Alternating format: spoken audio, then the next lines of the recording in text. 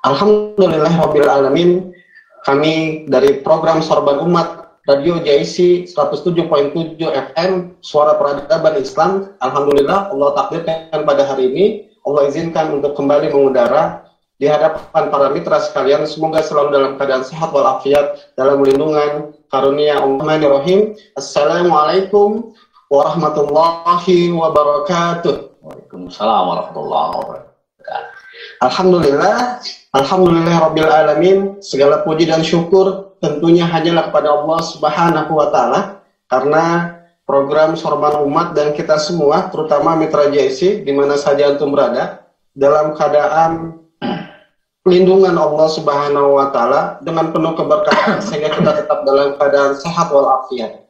Tentunya dengan kesehatan itu menjadikan kita untuk selalu semakin mendekatkan diri kepada Allah Subhanahu wa taala, apalagi di setiap kesempatan yang Allah berikan kepada kita. Maka dari itu, pada hari ini kita program Sorban Umat akan membahas tentang ciri-ciri insan tanpa tujuan. Ya, Ustaz, itu ya? Betul, betul. Ya. Nah, maka kita pun harus berselawat dan bersalam kepada junjungan alam baginda Nabi Allah Muhammad sallallahu alaihi wasallam, yang tentunya itu menjadi uswah dan qudwah dalam kita beribadah kepada Allah Subhanahu wa taala, dan tentunya pun itu kita harapkan syafaatnya nanti di yaumil akhir.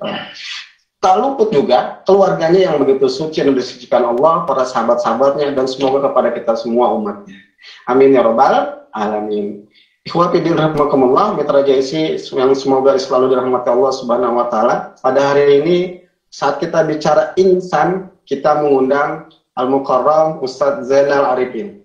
Gimana kabarnya, Ustaz? Alhamdulillah. Alhamdulillah.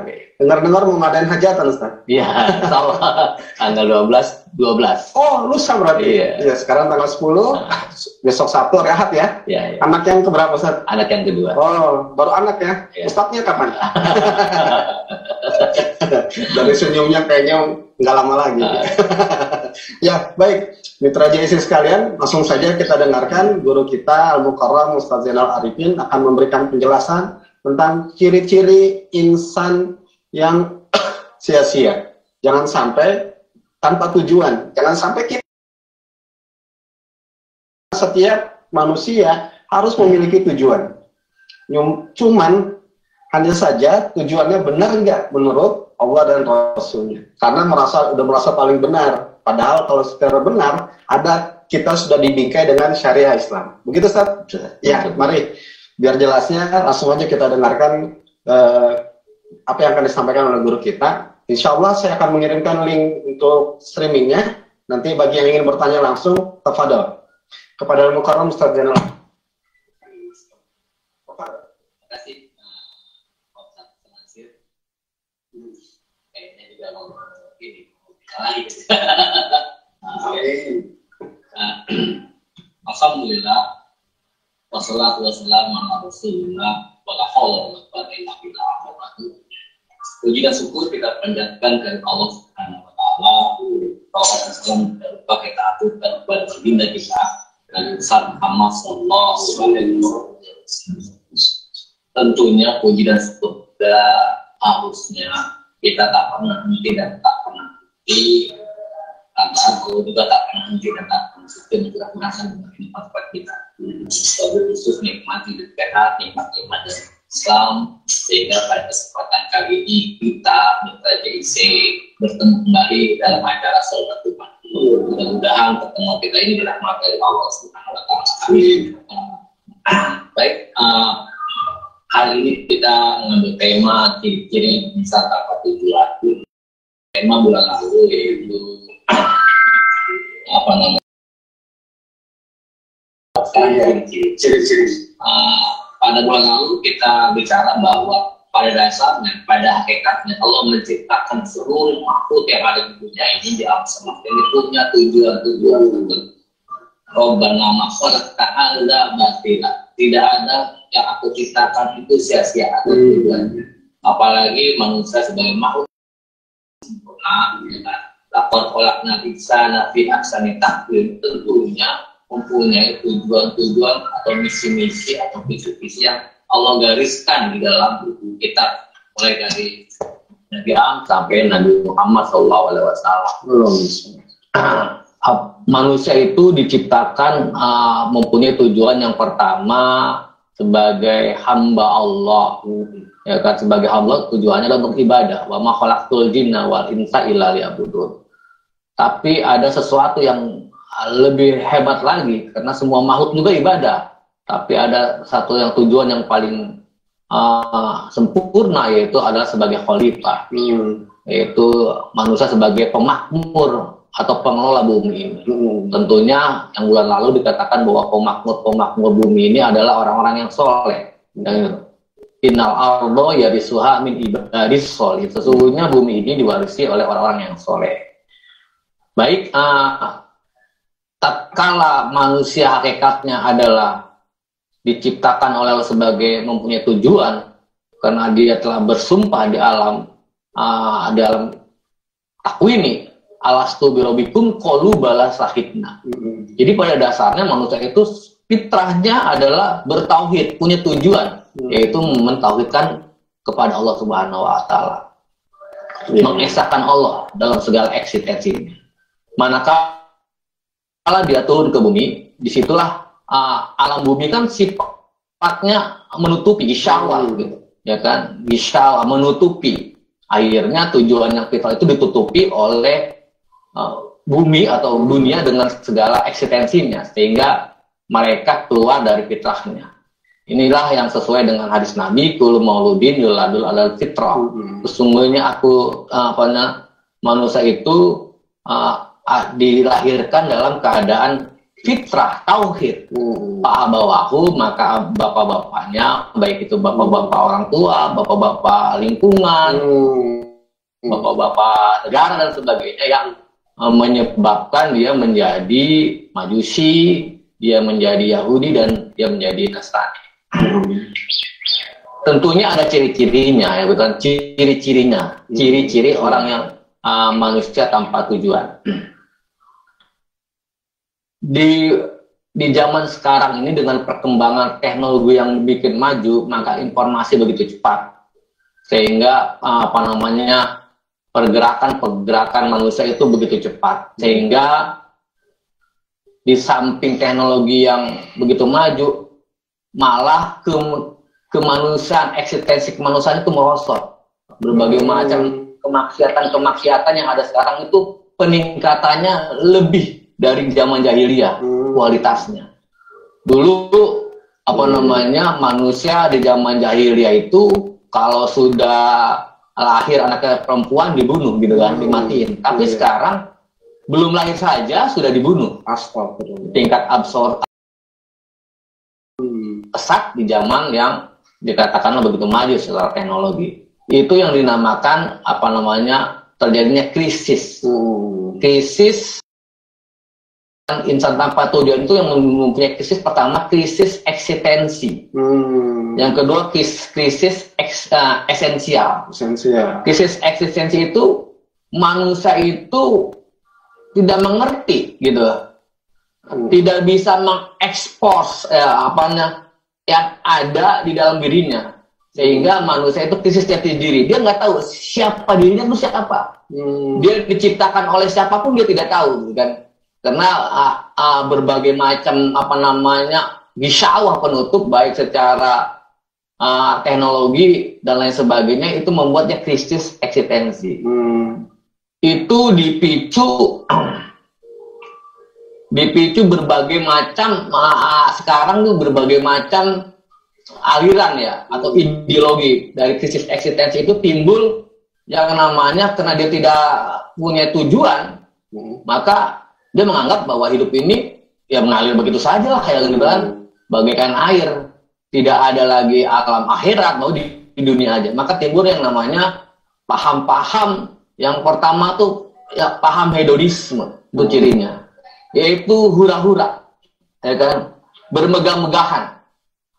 Ini didukung dengan paham kapitalisme yang mengakibatkan orang dipacu untuk konsumerisme, ya kan.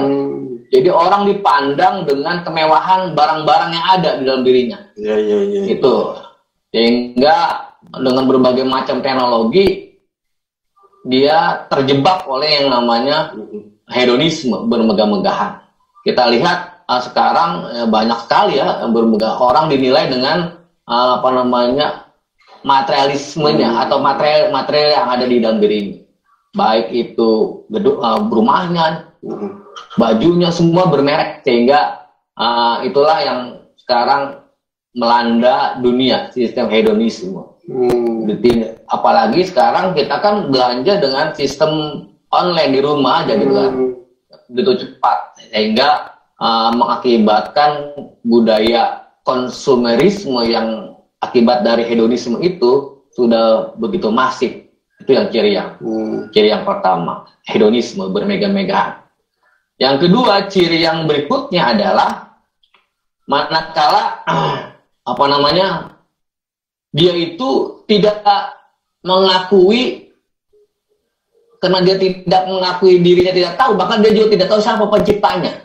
Ya kan ya?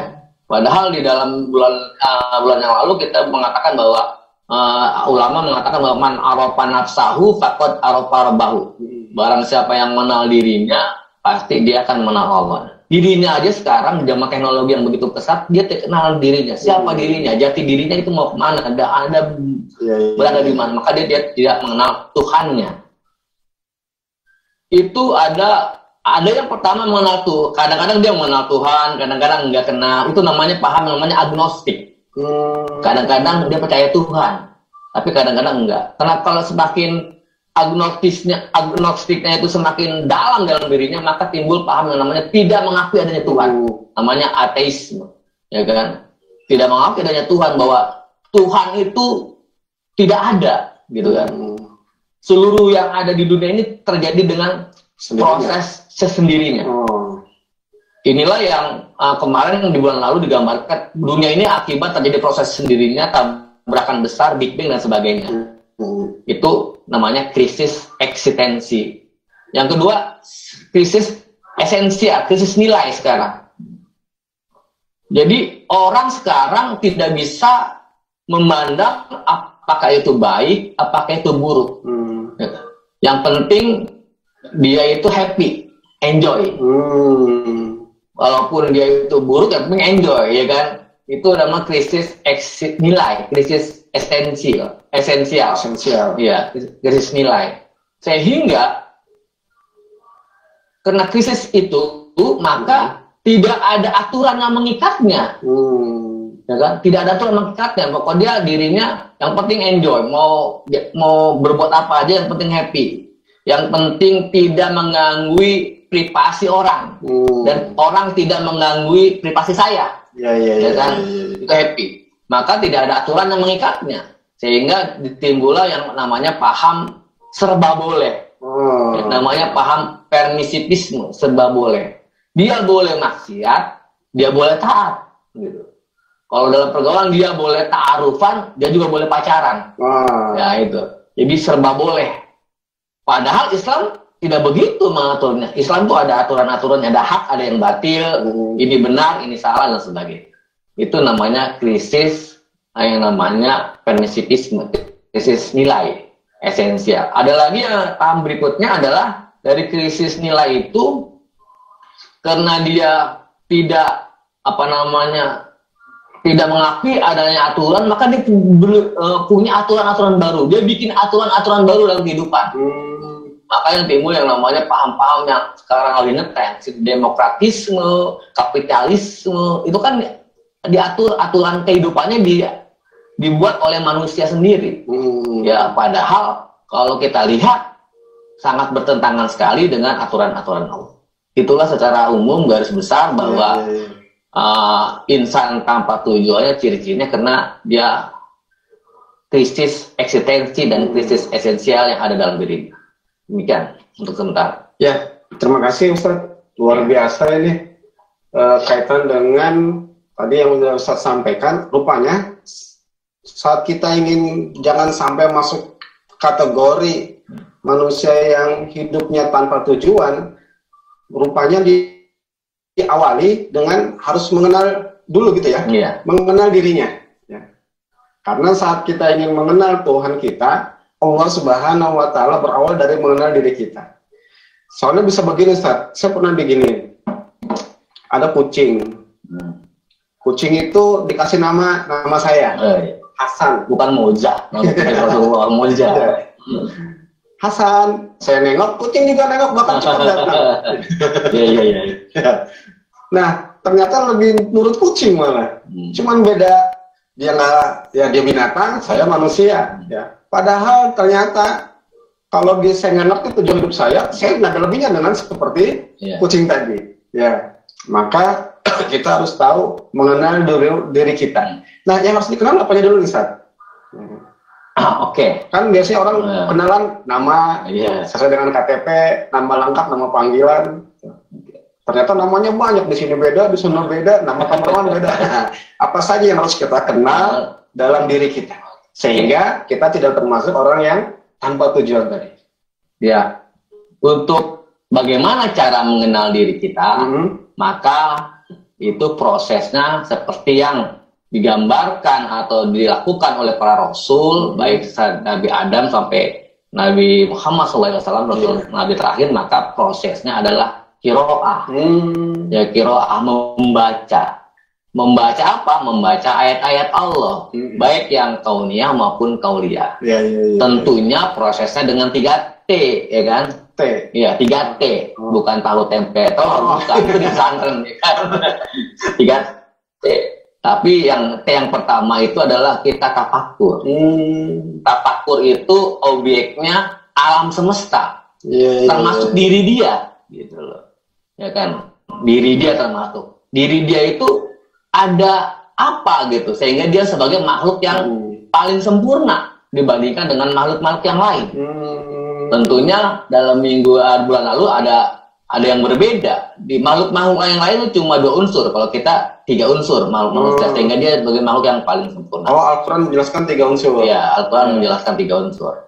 Unsur yang pertama jasa dia, unsur kedua itu ruh, dan unsur ketiga nafsia. Hanya di dalam Al-Quran itu pasti ada kalimat jama dari nafs itu angpusaku. Kalau berjuang itu seperti dalam Al-Quran surat Al-Asaf itu ya ayyuhalladzina amanu hal adulukum ala tijaratin tungjikum min azabin alim tu'minuna billah wa rusulih wa tujahiduna fi sabilillah bi amwalikum wa anfusikum. Jadi jihadnya dengan amwal maupun anfus. Anfus itu jamak dari nafs. Jadi jiwanya. Itulah yang membedakan atau yang membuat diri manusia menjadi yang paling sempurna. Itu tafakur. Yang kedua, yang kedua itu tanzurun. Fenomenanya adalah fenomena sosial yang ada di sekitar kita. Kalau kita lihat sekarang kan fenomenanya manusia walaupun dengan teknologi yang begitu maju, tapi dengan krisis kemanusiaan tadi, maka kita lihat orang itu jauh dari Allah. Kita lihat kalau sholat subuh banyakan yang tidur apa banyakan yang di musola gitu atau di masjid. Atau kalau kita lihat di masjid sholat Jumatnya sudah penuh nggak masjidnya gitu. Ya dibandingkan dengan kemarin sebelum pandemi ya, mal-mal lebih penuh daripada masjid pada hari Jumat kan gitu. Itu apa namanya anzur. Juga dengan perekonomian. Sekarang ekonomi kita itu dikuasai dengan ekonomi riba, dengan sistem kapitalisnya. Baik dari yang mulai skup yang kecil, ya kan jiwa apa dirinya itu, atau yang kecil-kecilnya perorangan sampai negara juga kan, dengan memakai ekonomi riba, kapitalisme. Sehingga kita ya sebagai kita lihatlah faktanya, kita lihat anjur di sekitar masjid berapa banyak warung-warung kaki lima itu dengan modal bangke. Apa bangke? Bang keliling, bang sobek, ya kan? Sobek bayar. Nggak boleh itu, ya kan? Itu riba. Itu nggak bakal sukses karena Allah sendiri berfirman. Orang tuh gampang dengan begitu. Iya, karena gampangnya jadi terlena gitu. Dia nggak bakal maju. Banyak kisah-kisah atau saya mengalami sendiri. Tetangga saya itu warung lontongnya itu pagi siang laku tapi nggak maju, sehingga dia dikejar-kejar bangke. Akhirnya dia nggak ada tukang lontongnya. Kemana dia? Iya, kabur dia kejar ya. Astagfirullah. Yang kedua juga banyak lagi, barusan kemarin kita ya kan menolong orang yang bangke gitu kan, dijual warungnya sama saya gitu kan. Ya, juga dia bayar bangke, akhirnya dia nggak jual lagi sekarang. Terlilit karena riba itu. Karena riba itu. Astagfirullah. Itu kita lihat dari ekonomi. Di level yang lebih tinggi begitu. Kita lahir di Indonesia itu udah cukup punya utang. Berapa juta ya, saya itu nggak tahu itu kemarin, ya kan? Kalau kita lahir anak Indonesia utangnya segini loh. Lahir sudah punya utang. Udah punya utang gitu. Di Indonesia. Di Indonesia. Ya, termasuk saya berarti. Iya, kalau punya anak pernah lahir utang gitu kan. Astagfirullah. Ya, itulah perekonomian riba dari segi ekonomi.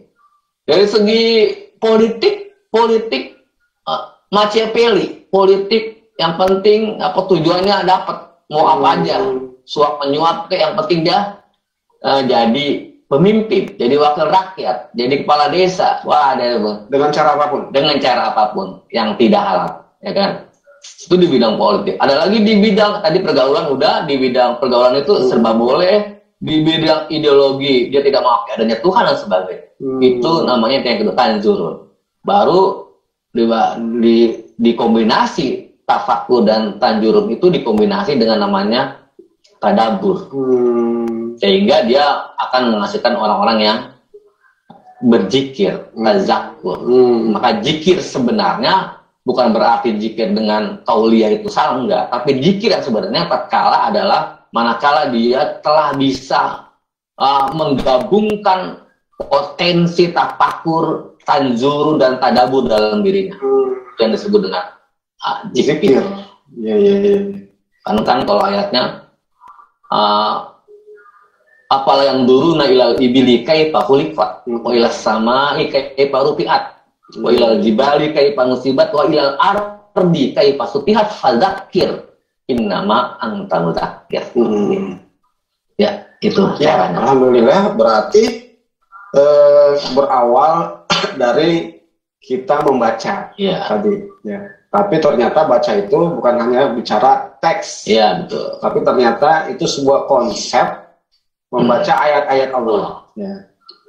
Membaca ayat-ayat Allah berarti dia manusia yang harus memiliki tujuan membaca ayat Allah. Tadi ada dua, qauliyah maupun kauniyah. Ya Ustaz ya, gitu ya. Iya. Nah, tapi dulu saya pernah Ustaz, ada 3 katanya Ustaz. Qauliyah, ayat-ayat cinta. Saya mikirin itu, ternyata itu goyang anak-anak waktu itu, waktu ada filmnya. Ya, nah kemudian Ustaz, berarti kan itu berjalan gitu ya. Ini luar biasa nih Ustaz, ya, tafakur, tanzurun, tadabur. Nah ketiga itu bisa nggak kita jalankan satu saja gitu? Saya tafakur aja gitu. Tafakur kan tadi kata Ustaz bagaimana memahami fenomena-fenomena tentang alam, tentang diri gitu. Tapi bisa nggak gitu? Hanya dari 3 metode tadi, 3 cara tadi dengan qiraah itu yang Ustaz sampaikan, hanya satu aja yang kita mau jalani. Nah, saya tadabur aja lah. Tadabur kan objeknya kepada Quran tadi kata Ustaz. Ya. Dulu saya ngaji aja. Nggak juga bersamaan dengan tafakur maupun tanzurun. Gimana? Bisa nggak? Itu bukan berarti 3T itu bukan berarti terpisah-pisah atau dilaksanakan satu persatu, tidak. Iya. Seperti juga pemahaman tentang tauhid. Tauhid rububiyah, mulkiyah dan uluhiyah bukan pisah-pisah. Menjadi satu kesatuan yang utuh. Tatkala tafakur, tanzurun dan tadabur itu terpisah pemahamannya dan aplikasinya, maka itu berbagai macam kekeliruan atau kesalahan-kesalahan.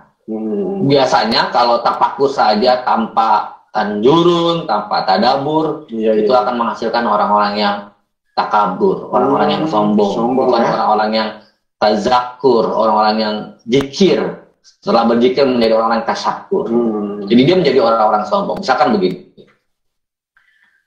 kita mencari rizki, ya kan, dengan segala ilmu yang kita dapat dari sekolah, dengan gelar-gelar yang ada dalam diri kita, maka itu bisa tatkala kita tidak tadabur, bahwa rizki itu kepunyaan Allah yang mengasihnya, maka kita akan menjadi sombong.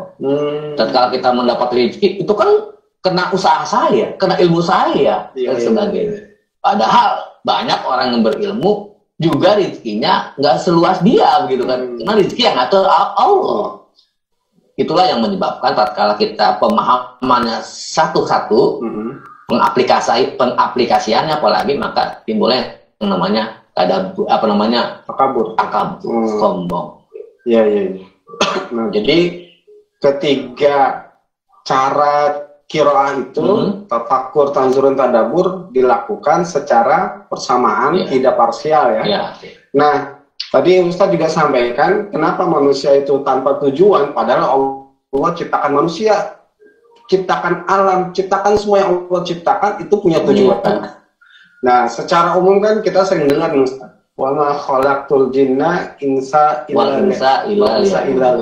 ya, surat Az-Zariyat 56 itu intinya kita hidup ini untuk beribadah kepada Allah. Nah, namun tadi Ustaz sampaikan saat di dunia itu ada hijab-hijab, gitu. Ada hijab-hijab yang akhirnya manusia lupa dengan tujuan utamanya untuk ibadah. Gitu Ustaz ya? Nah, terus yang mau saya tanyakan, itu apa saja sih yang disebut dengan tadi isyawa itu? Sehingga kita tahu, nah ini nih yang membuat saya akhirnya sholatnya jadi tadi kata Ustaz, nggak ke masjid. Jadi kayaknya ibadah jadinya jadi susah. Pokoknya banyak menyalahkan orang, atau bahkan menyalahkan Allah gitu. Nah gimana tuh? Apa saja gitu dan gimana? Jadi yang dimaksud gisyawa atau penutup itu sistem, bukan, ada dua. Pertama dalam dirinya. Dalam dirinya itu fitrahnya tidak berkembang. Fitrahnya. Jadi kalau fitrahnya tidak berkembang, maka ketahuidannya juga tidak berkembang. Dalam dirinya. Pertama fitrahnya. Yang kedua, sistem yang ada di dunia ini tidak mendukung untuk fitrahnya berkembang. Ya kan? Bagaimana kita lihat sistemnya ya kan? Sistem demokratisme ya, sistem demokratisme. Itu kan sistemnya dari manusia untuk manusia oleh manusia. Lalu orangnya di mana? Akhirnya kan dia berundang. Kalau kita kan sistem atau kita kan dari Allah untuk Allah, ya kan? Begitu. Sistem dari Allah untuk manusia, untuk Allah juga kan gitu. Gitu. Jadi dalam dirinya fitrahnya nggak berkembang. Kenapa fitrahnya nggak berkembang? Ya karena dia kurang baca gitu loh. Balik lagi. Qiraah dalam bahasa kerennya kurang literasi lah, baik literasi Quran maupun literasi alam semesta dunia, gitu. Dan literasi bacaan-bacaan ulama dan sebagainya. Gitu. Ya. Sehingga jelas. Maka wajar ya Ustaz ya. Ayat yang pertama turun itu perintahnya kita untuk membaca tadi, ya. Membaca diri kita, membaca yang tadi Ustaz sampaikan. Nah, namun gimana biar seperti Nabi nih Ustaz? Cara menghadapi itu semua sebagaimana yang dilakukan Nabi dan para sahabat. Yang dia tadinya dibenci masyarakat, yang pertamanya tadinya dia, pokoknya gimana biar kita literasinya itu sebagaimana Nabi gitu. Gimana caranya? Karena yang saya tahu waktu awal-awal Nabi menjalankan Islam itu ada base campnya yang disebut dengan Arqam, Darul Arqam itu. Apa? Saya juga nggak paham itu. Bagaimana menurut? Ya tentunya kita harus bagaimana caranya supaya fitrah kita terjaga, ya kan? Terus kita juga tidak mengikut tren yang ada, sistem yang ada, maka kita harus punya yang namanya wadah. Kalau di zaman Rasul namanya Darul Arqam. Dan kalau lawannya itu Darul Nadwa, gitu kan? Sekarang segala macam segala aturan-aturan yang ada di dunia itu kan digodok, dibuat yang namanya suatu gedung, ya. Gedung apalah, gedung lembaga masyarakatan dan sebagainya. Kita juga harus punya wadah. Bagaimana caranya kita supaya fitrah kita terjaga. Wadah orang-orang yang soleh, yang di dalam bahasa literasi Islam namanya jamaah, gitu.